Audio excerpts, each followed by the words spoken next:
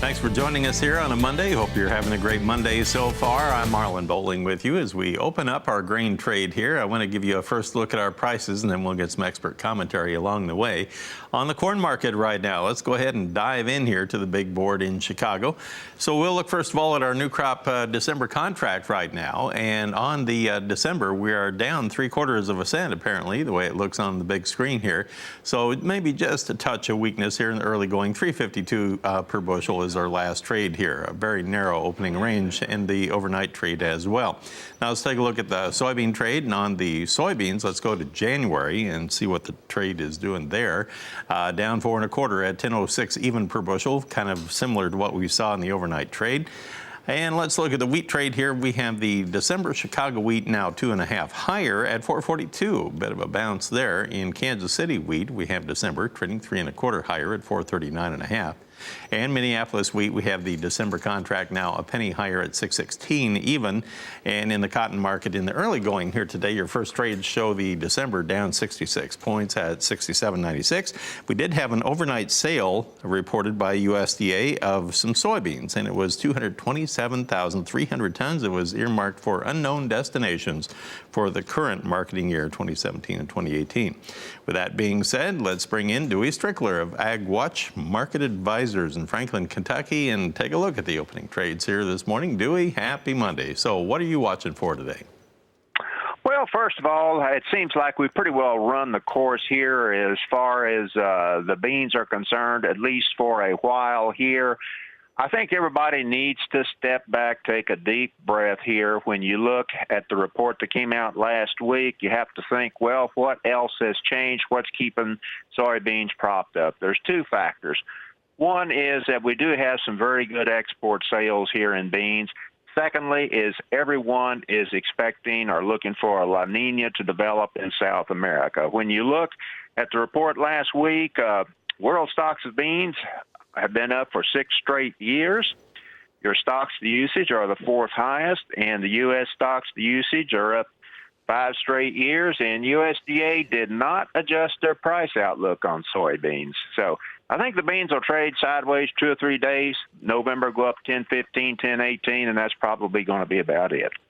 The latest weather update I saw over the weekend here shows that it looks like there may be improving weather in Brazil, at least for their crop anyway. Maybe the driest areas may be expected to get a little rainfall this week. Is that what you see pressuring the beans here this morning?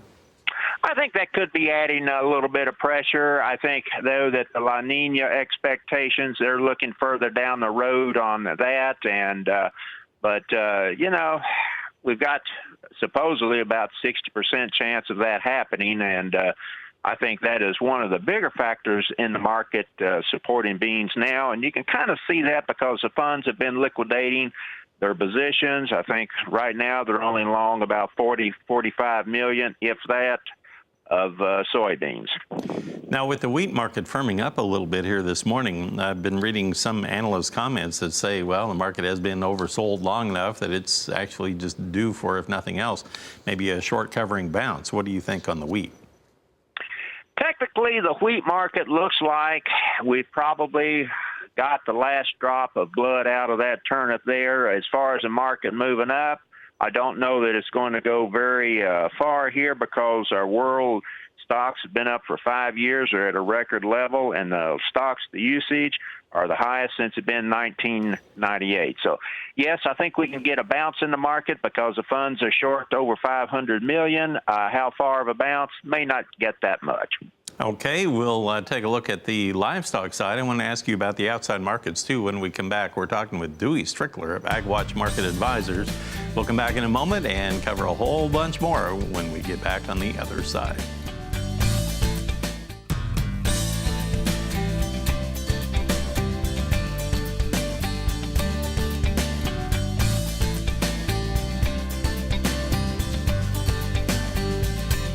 all the canola contracts back over $500 in Canadian currency this morning.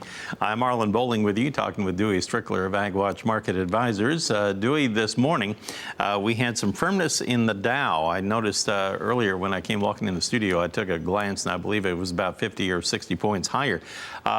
You were telling me right during the break that that would be some new highs once again here, some new record highs. Is that something that could be pulling money away here from the grain and livestock markets today? Well, there's always a chance it could be pulling some money away from the grains and the livestock here.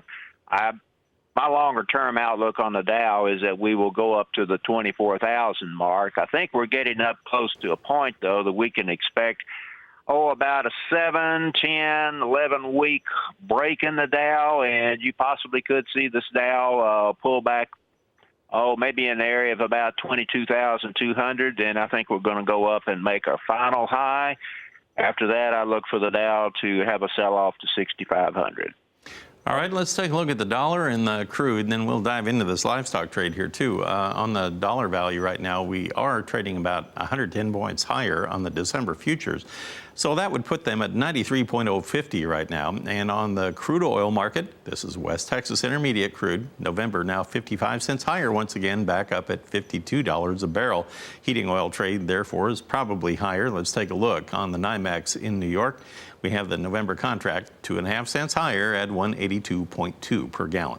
Now to the livestock. Let's look at our live cattle board here, and we have the December contract 13 higher at 117.25 per hundredweight.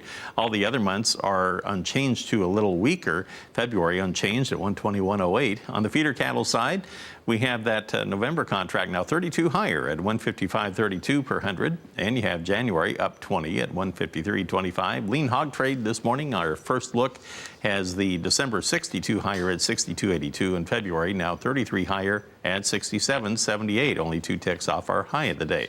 So let's focus first on the cattle market here this morning. With a firmer cash cattle market and a firmer wholesale beef trade, do you think the cattle market will go very far this week? Well, we're probably going to start running into some resistance about 118, a little bit higher here on the December contract. The thing that should be of a little bit of concern, and that is we're looking at an increased short-term supply here. So that said, we may not see the cattle market go very far. So when you look at it from a trader's point of view, do you look at it as maybe not having that much movement for this week to make or lose a lot of money in that market for the time being? We may not have a great deal of strength for a real strong or meaningful bounce. Okay. Lean hog trade with a firmer tone in the early going here this morning. Technically, where does that put us here, Dewey? Well, I look for the lean hogs on the D's contract. So far, the pullback that we've had from up here around this 63.45 level looks to be a correction. So that said, I look for the D's hogs to go up into the area of about 64, and then we're going to start seeing some weakness. Dewey, if our viewers and listeners want to find out more information about the services you have to offer there, how would they get in touch with you there? Well, you can call me directly at 270-586-9051, or you can go to my website at agwatch.biz, it's spelled B-I-Z, and look for the services that we offer. Sounds great. Thanks, Dewey. Happy Monday, and we wish you all the best here for a successful trading week.